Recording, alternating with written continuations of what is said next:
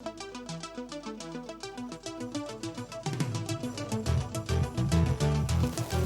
buenos días, tal como fue anunciado, recibimos al diputado por el Partido Socialista, Gonzalo Sibila, a quien le agradecemos su presencia. Gracias por venir, ya le dejo planteada la primera interrogante. El Partido Socialista propuso una serie de iniciativas para mejorar la propuesta de ajuste planteada por el Poder Ejecutivo. Dentro de esas propuestas está la instrumentación de un impuesto a las retribuciones del sistema político, incluso una definición de los salarios en el sistema político. ¿Cómo vienen tratando esa inquietud, ese planteamiento y qué respuesta han tenido? Gracias, Nicolás, por la invitación primero. En relación a este punto, es un punto dentro de un conjunto de propuestas, como bien decías vos. Sobre esto hemos conversado, en realidad nuestro documento con el conjunto de propuestas ha sido enviado a los compañeros del Poder Ejecutivo, también lo conocen los otros sectores del Frente. Sobre este aspecto en particular hemos tenido receptividad de compañeros de diversos sectores del Frente Amplio. Básicamente es algo que nosotros habíamos planteado ya el año pasado, en el mes de octubre. Habíamos hablado de la posibilidad de bajar los salarios de los legisladores. Cuando nos pusimos a estudiar la propuesta, lo que visualizamos es que en realidad no había posibilidad de hacerlo de la forma habitual en que se fijan las retribuciones de los legisladores, porque afectaría recién a la próxima legislatura y además genera un enganche con otros salarios de la administración pública. Entonces, la forma que nos pareció más correcta es por la vía de un impuesto adicional, y lo que evaluamos en el partido fue extenderlo, no solamente aplicarlo a los legisladores, sino también a los cargos electivos en general de la administración pública y a los cargos de confianza política. ¿Y de cuánto sería ese impuesto a las retribuciones, llamémoslo así, del sistema político? O por lo menos de legisladores y los cargos de confianza. Bueno, en realidad eso es algo que nosotros en la propuesta no lo incluimos porque es parte de un proceso de, pero en el diseño, de en la intercambio. ¿Qué ustedes imaginan? En lo que nosotros habíamos estado viendo previamente, concretamente sobre el caso de los legisladores, era un adicional de un 50% más, digamos, en la franja del IRPF, algo así. Nosotros con esto lo que queremos dar... Es más una señal que efectivamente lo que eventualmente pueda recaudar y se pueda conseguir. No, sobre el salario del legislador, digamos, sería significativo. No, hablo del monto global de la recaudación. La recaudación es un monto bajo. En esta hipótesis que nosotros habíamos manejado específicamente, como te digo, de los legisladores, ahora esto se extendería bastante más, recaudábamos más o menos $1 millón por año. Para el presupuesto es una cosa insignificante, obviamente para cualquiera de nosotros es una cifra enorme, pero para el presupuesto del país no mueve la aguja. El punto es básicamente dar una señal a la sociedad en el sentido de que los que estamos tomando decisiones también sobre los distintos aspectos de la vida cotidiana de la gente, no estamos para hacer plata ni estamos para hacernos ricos, sino que estamos para trabajar justamente por los objetivos comunes, ¿no? ¿Y por qué lleva tanto tiempo de evaluación? Primero la interna del Frente Amplio, ahora se sumó alguna propuesta de Bordaberry. Yo leía también a algún otro legislador de la oposición que decía, bueno, si esto tiene andamiaje, cuenten conmigo. Sí, algunos han dicho que les parece una propuesta demagógica también. Esa era la otra pregunta que venía sí, después. Cosa que me dijeron a mí en octubre del año pasado cuando en una entrevista me preguntaron sobre los salarios y dije, sí, creo que sería bueno bajarlos porque un trabajador medio gana bastante menos que eso. En realidad, los salarios de los legisladores, para lo que son otros salarios en este país, salarios altos, digamos, no son tan altos, ¿sí? Son altos en relación a lo que gana un trabajador común y corriente. Sí, con relación a la retribución de los legisladores, lo que es, para mí es un foco de atención no siempre explorado por el sistema político, mucho menos por el legislativo, es el tema de las partidas, ¿no? Hay partidas de prensa, partidas de 4.000 pesos por mes para el teléfono. Son gastos que sí. Uno usa el teléfono todos los días. Para gastar 4.000 pesos en teléfono celular hay que hacer un esfuerzo importante. Y sin embargo, todos los meses cobran 4.000 pesos para el teléfono. Creo que la partida de prensa ahora están cerca de 12.000 pesos. Es decir, son cifras importantes que hacen a la cuestión que van más allá de la retribución en sí, ¿no? Sí, en general las partidas mayoritariamente las cobran los partidos políticos, ¿no? En el caso del Frente Amplio y concretamente el Partido Socialista es así. Nosotros todas nuestras partidas las cobra el partido y la mitad de nuestro salario también. Por ende, en general, los legisladores mayoritariamente, o por lo menos los del frente, que es la situación que conozco, no cobran ni cerca los números que aparecen por ahí. Pero eso a la gente la verdad es que le importa poco. Lo que le importa es el salario que figura como salario de un legislador. Y nos parece que es un gesto interesante. No recauda mucho, pero nos parece un gesto, una señal buena. Me apuntaban que estoy bastante desactualizado con la partida de prensa, incluso que son 23.000 pesos y no 12.000, como dije. Usted decía que es una propuesta que han planteado ya hace algunos meses. ¿Por qué no avanza? ¿Por qué no termina de concretarse? Si hay algunas voces en el Frente Amplio, ni que hablar, hay mucha gente, desde el Movimiento de Participación Popular se dice, nosotros ya lo hacemos hace un tiempo, vamos arriba. Desde la oposición hay legisladores que también lo acompañan. Entonces, ¿por qué no avanza? Sí, igual lo que hacen los compañeros del MPP es lo mismo que hacemos nosotros. Le retienen una parte de su sueldo a los legisladores para financiar a la organización y a otras actividades que ellos realizan. Lo que nosotros estamos hablando es de crear un impuesto, que por lo que he leído ellos están de acuerdo con esta idea también y la habrían manejado. ¿Por qué ha demorado? Bueno, básicamente esto, como te decía, nosotros lo planteamos en octubre, lo empezamos a estudiar y lo que tenían una serie de problemas legales. Vos no podés, esto no es que se vota en Cámara bajar los salarios de los legisladores. En realidad, una legislatura fija los salarios de la legislatura siguiente. Entonces nos parecía, la verdad, poco razonable hacer una propuesta de este tipo y que terminara afectando a la legislatura siguiente y no a la legislatura que lo vota. Cuando vos evaluás además la posibilidad de un impuesto, se genera toda una discusión respecto del hecho generador del impuesto. O sea, cómo vas a gravar dos veces al mismo ingreso. Entonces también tuvimos que intercambiar un poquito sobre esa discusión. Finalmente creemos que es viable hacerlo por esta vía y lo incluimos ahora porque estamos discutiendo un conjunto de propuestas en materia fiscal. O sea, cuando el planteo se hizo, realmente uno pensaba, bueno, ¿no puede quedar un poquito demagógico esto? Vamos a discutirlo dentro de una globalidad. Y la globalidad es, tenemos que gravar más la riqueza, tenemos que gravar más el capital, esa es nuestra visión. Y además tenemos que recaudar más, haciendo más eficiente el gasto público y reduciendo algunos salarios en la administración pública que son excesivos respecto de otros. Entre ellos, algunos salarios políticos.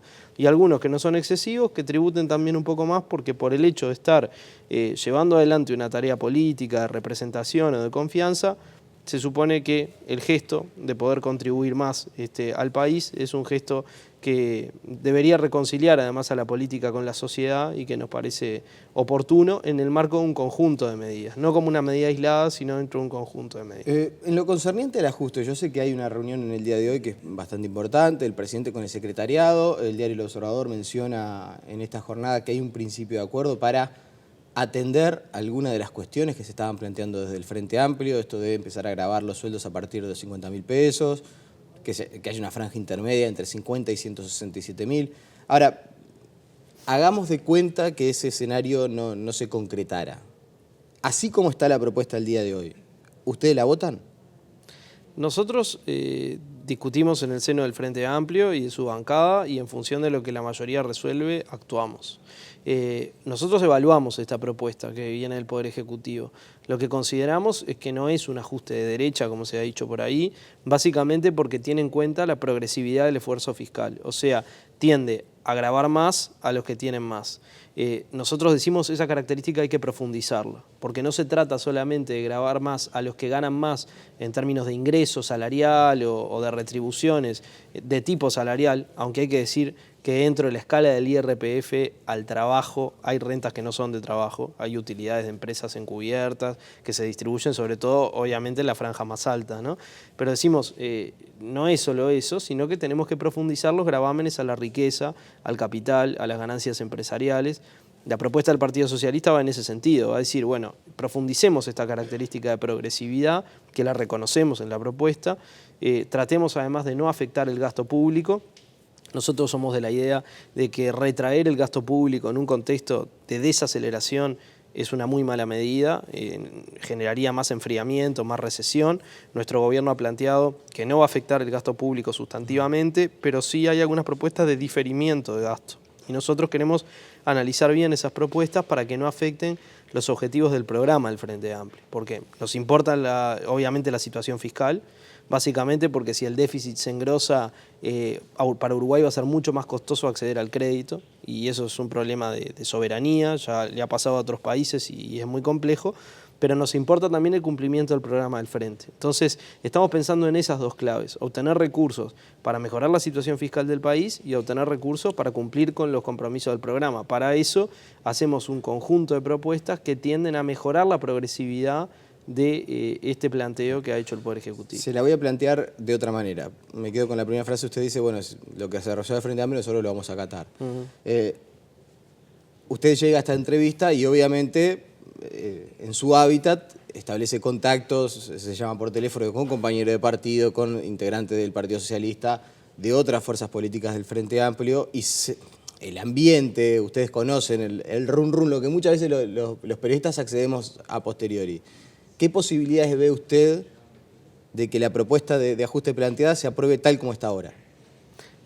Yo creo que son muchos los planteos en la interna del Frente y en la sociedad, el planteo del PIT-CNT, por ejemplo, otros planteos que se han hecho, que dan cuenta de una visión mayoritaria respecto a que gravar más a la franja que va entre 33.000 y 50 y gravar de la misma manera la franja que va entre 50 y 160 y pico de mil pesos no es algo que mayoritariamente se esté viendo bien, digamos. Me parece que nuestro gobierno está recibiendo esa señal, la está discutiendo. Yo no tengo elementos hoy como para afirmar que la propuesta se va a modificar o hacia dónde se va a modificar, pero entiendo que si el Poder Ejecutivo concurrió al secretariado del Frente Amplio, hizo la propuesta allí, también fue en la línea de recibir aportes, de poder escuchar las visiones dentro de la fuerza política, y cuando un planteo resulta tan mayoritario como me parece que, aunque sea parcialmente, se va a contemplar, y entiendo que además sería bueno que eso tuviera como contracara que se recibieran otras propuestas como las que nosotros hemos planteado o han planteado otros sectores. Por ejemplo, aumentar el impuesto al patrimonio personal y empresarial. Bueno, pero Astori dice que el impuesto al patrimonio en el mundo está en desuso y que es muy difícil de recaudar. Sobre todo, veo que en este tema impositivo, claro, hay que ser experto, ¿no? Pero lo que hablan generalmente es no solamente el monto que recaude, sino la dificultad que tiene para recaudar el impuesto al patrimonio. Sí, que es un impuesto caro para cobrar. Hay impuestos que son más caros de cobrar, eso es verdad. También es verdad que el impuesto al patrimonio hoy, que es un impuesto chico, digamos, porque aparte ha ido descendiendo en base a un cronograma y tiende a desaparecer, es un impuesto que recauda, que tiene una recaudación relevante. Nosotros creemos que eso puede profundizarse. Yo decía ayer, conversando en otro medio de prensa, para el senador Bordaberry, por ejemplo, que ha hecho la propuesta que ya habíamos hecho nosotros de bajar algunos salarios políticos, debe ser bastante más complicado pagar más impuesto al patrimonio que pagar un impuesto sobre su salario de senador. Bueno, pero eso es como una chicana, ¿no? No, pero lo que pasa es que eso hace a la riqueza de las personas. Francamente, los que tienen muchos recursos, los que tienen mucha plata, los que tienen riqueza concentrada, tienen mucho patrimonio, tienen muchas posesiones. Entonces, gravar eso para nosotros es muy importante. Y no consideramos de recibo el argumento que es grabar dos veces lo mismo, porque si grabás el ingreso ya estás grabando la riqueza, que de alguna manera es la que te permite generar el ingreso. En realidad, la riqueza en sí y las posesiones le proveen a las personas una serie de servicios y de ventajas que las colocan en una posición francamente desigual respecto de otras. Entonces nos parece que hay que hacerlo. Lo invito a repasar 20 segundos de lo que nos decía Astori el pasado lunes sobre un tema que, por lo menos desde mi visión, no se ha evaluado tanto a la interna del Frente Amplio. Repasamos 20 segundos de lo que nos decía Astori el pasado lunes. Crecer es lo fundamental, crecer es lo que necesita el país. Y ese crecimiento en el futuro traerá mejores resultados, y ahí si hay que, digamos, modificar medidas, se modificarán, pero en este momento no tienen fecha de caducidad. Se nos pide un esfuerzo a los uruguayos, a la sociedad en su conjunto, porque estamos atravesando una coyuntura regional difícil, porque los ingresos del país, bueno, todos sabemos la situación de las exportaciones, lo que argumenta el equipo económico para instrumentar esta serie de medidas y recaudar cerca de 500 millones de dólares. ¿Está bien que no tengan fecha de caducidad? ¿Que sean medidas permanentes cuando son tomadas por una situación coyuntural?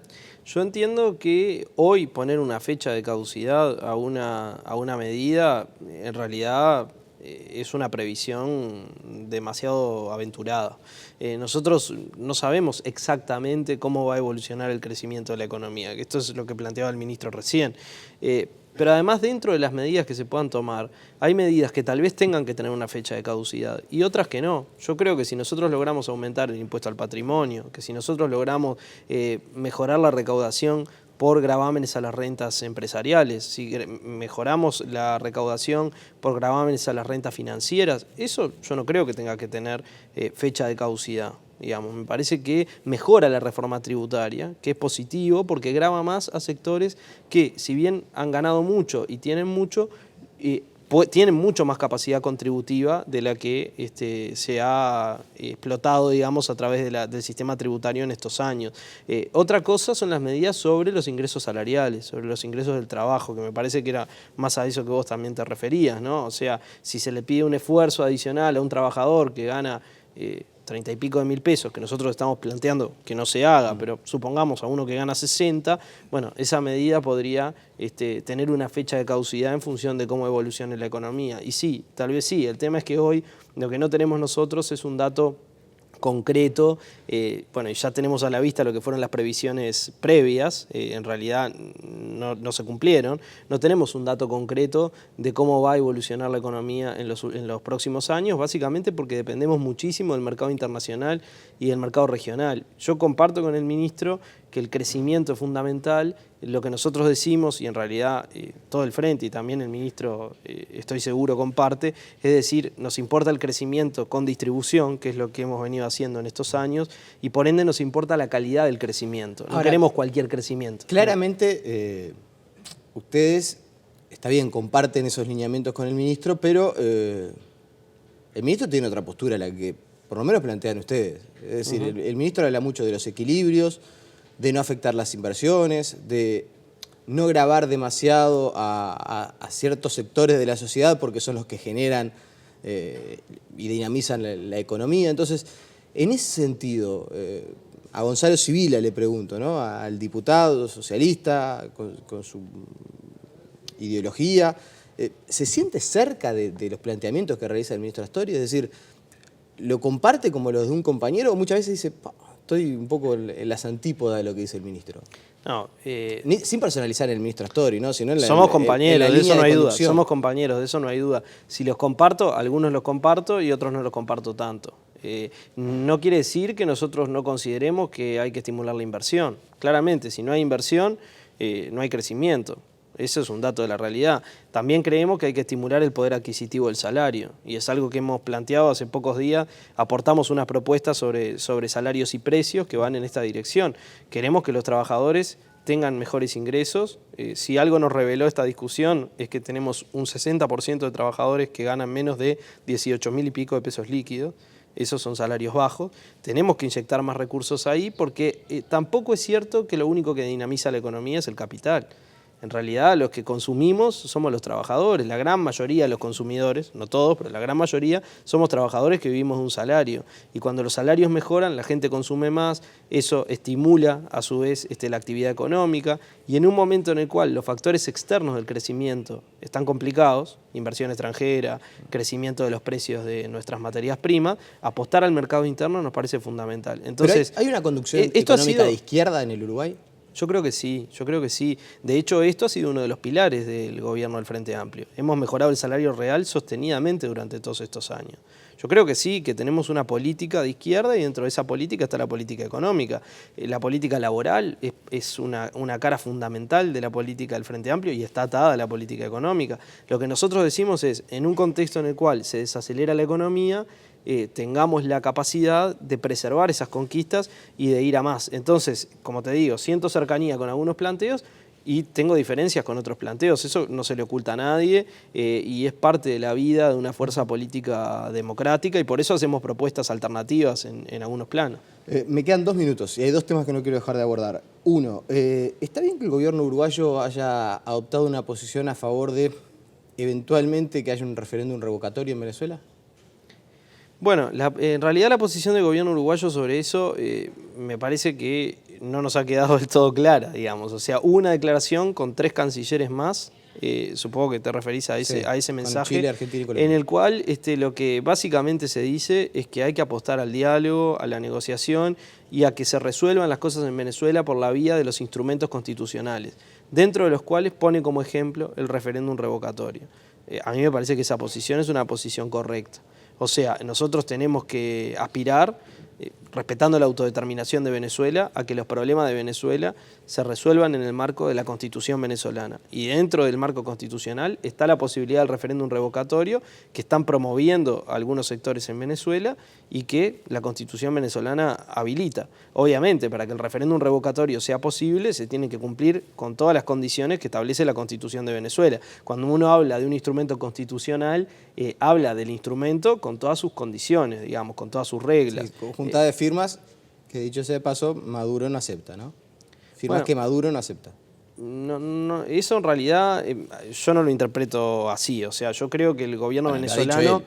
Maduro ha dicho que la firma, por más firmas que haya... No, lo que ha dicho Maduro es que hay un plazo para chequear esas firmas y que hasta que no se terminen de chequear las firmas no se convoca el referéndum revocatorio. Pero ha dicho una y mil veces que si están las firmas el revocatorio se va a hacer. Ahora, yo no estoy defendiendo a Maduro, lo que estoy diciendo es... ¿Y qué es lo que no le queda claro entonces del comunicado de la Cancillería? No me quedaba claro en el sentido de si es una expresión de deseo de queremos que haya un referéndum revocatorio. Yo no lo veo así, no lo leí de esa manera. Lo que leo es que hay un apoyo a la institucionalidad venezolana y a decir que las cosas se resuelvan democráticamente. Y hay un mecanismo de referéndum revocatorio, bueno, una oposición que tiene un componente poco democrático, porque yo quiero recordar que dentro de la oposición venezolana hay sectores que han apelado a instrumentos como el referéndum revocatorio y hay otros sectores que nunca quisieron apelar a esos instrumentos y que han jugado a desestabilizar sistemáticamente a Venezuela. Me parece que el mensaje del gobierno es decir, vamos por el lado constitucional, vamos por el lado democrático. Y yo lo comparto y creo que si están esas firmas hay que hacer ese referéndum y que si ese referéndum el gobierno lo pierde, se tienen que activar los mecanismos constitucionales correspondientes. Lo que me parece es que hay una campaña internacional brutal dirigida a instalar la idea de que en Venezuela hay una dictadura, cuando en Venezuela se eligió un presidente hace poco tiempo, cuando en Venezuela se están transitando mecanismos constitucionales para activar eventualmente un referéndum revocatorio, y cuando Venezuela indudablemente tiene problemas, y problemas graves, pero que no se van a solucionar con el aislamiento. Podríamos ponernos media hora a hablar sobre la situación en Sin Venezuela. duda, y es compleja. Es una situación compleja. La última, tema seguridad, que es otro asunto que también en la interna del Frente Amplio genera división. ¿Se la llevan esta de eventualmente incrementar algunas penas? En si realidad, llegara a emanar de este diálogo entre el gobierno y la oposición, por ejemplo, está el tema de las libertades anticipadas, bueno, toda esa discusión. Eventualmente, si hubiera algún aumento de pena, que el ministro Bonomi ya en algún caso se mostró partidario, por lo menos analizarlo con ojos positivos. ¿Se la lleva a la bancada? nosotros analizaríamos caso a caso las propuestas, pero la posición global del Frente Amplio es que nosotros no estamos de acuerdo con la inflación penal, porque esto no ha sucedido en el Uruguay, ha sucedido en muchas partes del mundo y no ha dado resultado. Consideramos que el camino es otro, que no pasa en términos generales por inflar penas, lo que no quiere decir que se pueda actualizar la normativa y que en algún caso, si se necesita revisar aspectos penales y se necesitan considerar tratamientos específicos, se haga, pero lo evaluaremos según el caso, más allá de que la posición general es esta que te decía. Gonzalo Sibila, le agradezco su presencia esta mañana aquí. Gracias por invitarme. La pausa y seguimos con más noticias.